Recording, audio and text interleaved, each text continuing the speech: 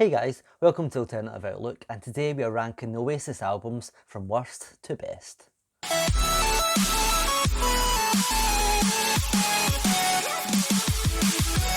Coming in dead last is their fifth album, Heaving Chemistry. Released in the year 2002, this was said by Noel Gallagher to be a more return to a standard rock and roll sound, similar to the first two albums, after the more experimental Standing on the Shoulder of Giants. But the main difference between those albums and this, those were actually good albums. Okay, this album isn't all bad. The Hindu Times is a great opener, with a great guitar riff and a huge sing-along chorus. It's a perfect way to start the album and makes you wonder what the rest of the album has in store. Stop Crying Your Heart Out is one of the best ballads the band ever released, and Songbird, the second song written by Liam Gallagher, we'll get to the first one soon, Believe You and Me, is 2 minutes of acoustic pop perfection. It not only has one of Liam's best ever vocal performances, but it's such a short, catchy song, you can listen to it non-stop and not get bored. But the rest of this album is not good at all. To be honest, it's not that they're bad songs, it's just that there's something worse than bad. They're boring. Very, very boring. Probably all in the mind, after Songbird having one of Liam's best vocal performances, this is one of his worst.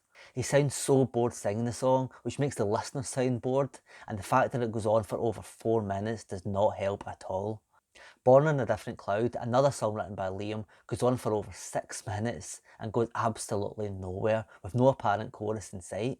And the track Better Man, which has a pretty cool guitar riff, has the most lazy chorus imaginable and a poor end to an album. The worst thing about this album is all the good songs are on tracks 1 till 6, so after track 6 you don't need to listen to the rest of the album, to be honest. Including the pointless A Quick Peep, a 1-minute instrumental written by new bass player Andy Bell. Why was this song on the album? I do not know. For Heaving Chemistry, listen to the singles and skip the rest.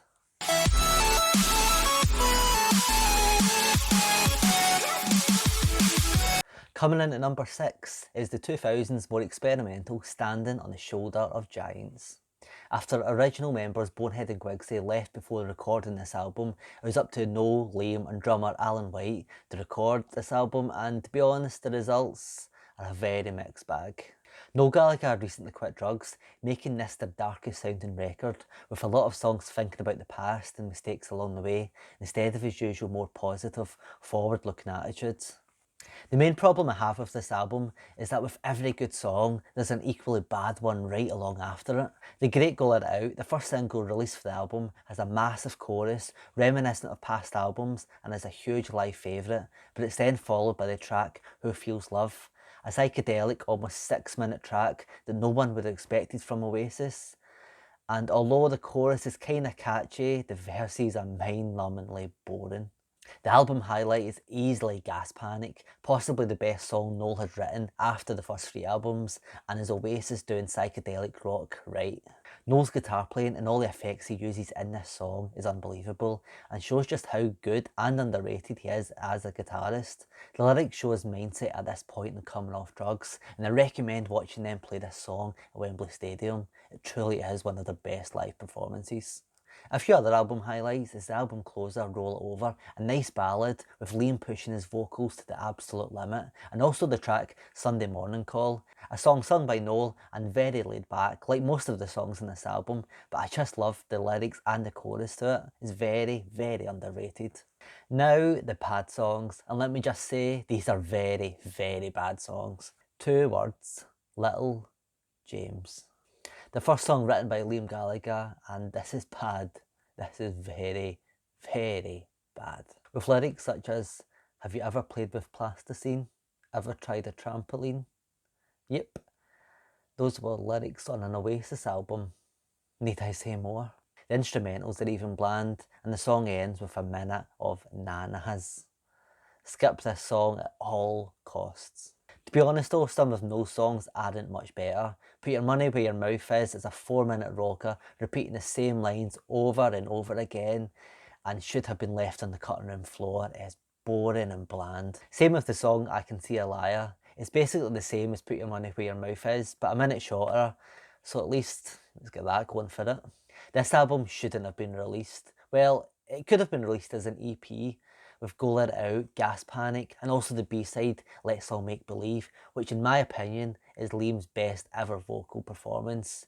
How that song got overlooked for Little James, I do not know.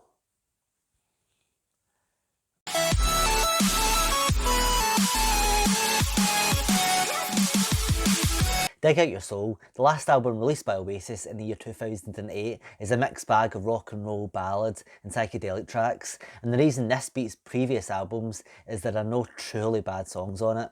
Sure, there are songs that I just do not care for, like the plodding along Soldier On, which doesn't really go anywhere and a disappointing end to the band's career.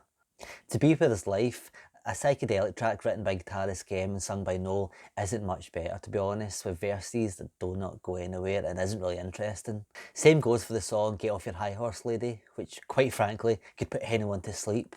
But apart from those songs, the rest are much better. Bag It Up, what an album opener, and possibly one of the most underrated songs of the band's career. It's a great rock song, with Liam sounding as good as ever, and extra points for singing the words heebie jeebies. Hats off to you. Then The Turning, Waiting for the Rapture, and the first single released, The Shock of the Lightning, follows, which are all truly great songs. But after that is Liam's crowning moment so far of his writing career, I'm Out of Time. Great lyrics, great vocals, and a melody that could match anything Noel's written for the album. It's in my opinion the album highlight.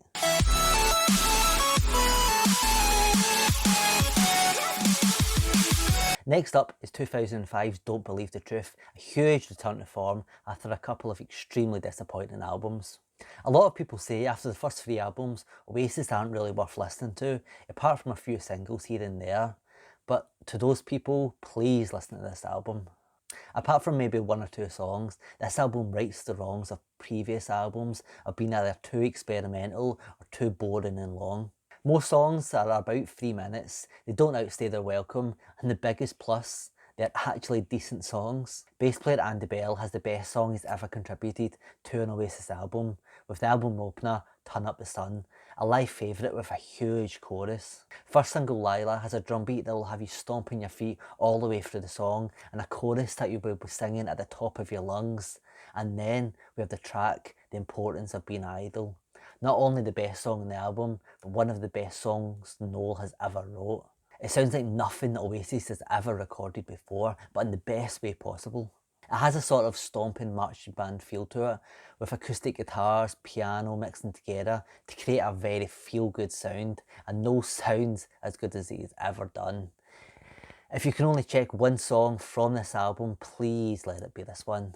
Other great songs on this album include the Liam penned A Meaning of Soul, a sort of acoustic punk song if there is such a thing, and the track A Bell Will Ring, written by Gem, has a great melody that perfectly suits Liam's voice to a T.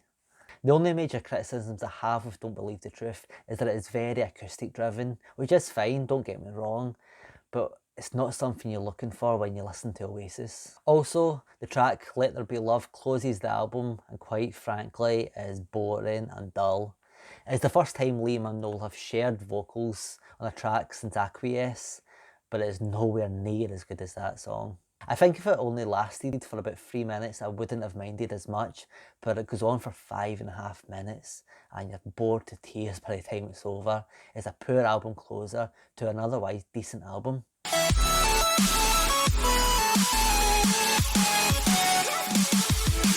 Coming in at number 3 is 1997's Be Here Now.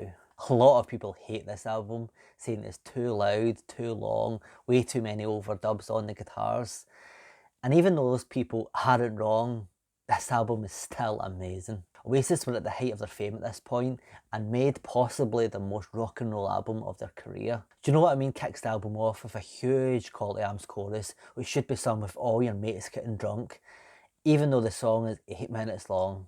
Yes, the first single released for this album was 8 minutes long, which would be the biggest turn off for people when it comes to this album, in that apart from 2 songs, every track is over 5 minutes long. But to be honest, when the songs are this good, I really don't care. I Hope I Think I Know is the most underrated song of the band's career, a 4.5 minute rock and roll tune which should have been a live favourite for years to come. Why this wasn't on any set list, I do not know. Don't Go Away is a ballad which I think is the best Liam has ever sounded since Slide Away, and My Big Mouth, a 5-minute rocker that never lets up, with a pre-chorus melody that gets better and better each time you listen to it. To be honest, the only track I don't care for on this album is Magic Pie, but that's mainly because it goes on for 7.5 minutes and is nowhere good enough to last that long. I do understand why people dislike this album. It's a lot to take in, especially if you're listening to it in one sitting and after the monumental success of the previous 2 albums. But when it comes down to it, the songs are amazing. I actually think if this album was better produced and the songs shortened to about 4 or 5 minutes, this album would be one of the best of the band's career.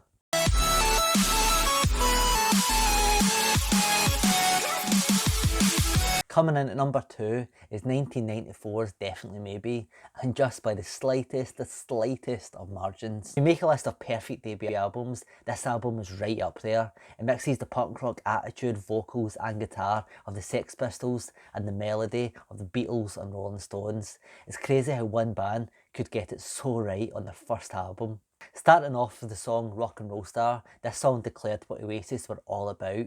A great guitar riff, a massive sing-along chorus, and an attitude of not caring what anyone else thinks. This sums Oasis up in one song. We then have track 3, the most well-known song from this album, Live Forever. Where can you start with this song?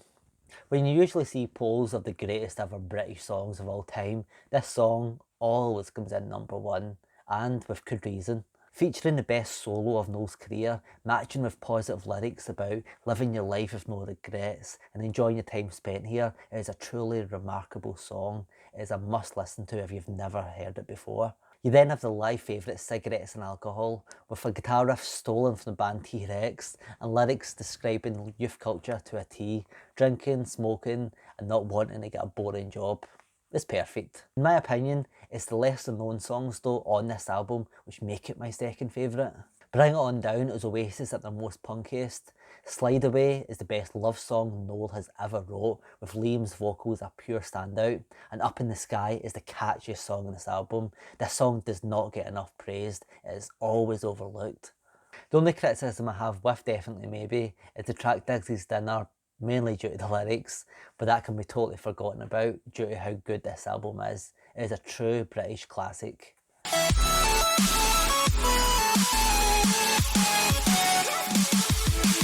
Number 1. It always had to be this, didn't it? 1995's What's the Story? Morning Glory. Not only the best of the band's career, but one of the best albums ever made. Let me just say this, there is nothing to criticise here, not one bad song, nothing out of place. It's a truly perfect album, which made Oasis become not only the biggest band since the Beatles, but no band has even come close since.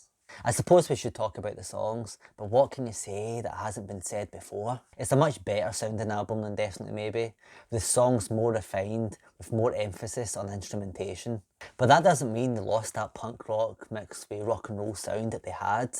Hello, some might say, Roll With It, Morning Glory are all world-class rock songs, but it's the softer songs like Cast No Shadow, Wonderwall and the huge Champagne Supernova that sets this album to new heights. Champagne Supernova will be the quickest 7 minutes of your life, with a melody that can rival any song ever written, and Liam's vocals, which were somehow recorded in one take, propels this track to a whole different planet. It's Oasis at their truly best. Every song on this album sounds absolutely massive, like it was born to be played at stadiums nationwide, even though the band had went nowhere near stadiums at this point. Don't Look Back in Anger is the best example of this. The chorus, Jesus, it's one of the best choruses ever written. This song isn't just an Oasis classic now, it's part of British culture and can be enjoyed by practically everyone. Thanks for watching guys. Let me know in the comments what you think the best Oasis album is and if you agree with my opinions. Please check out my other videos and also hit that like and subscribe button. Hope you see you next time. Peace out.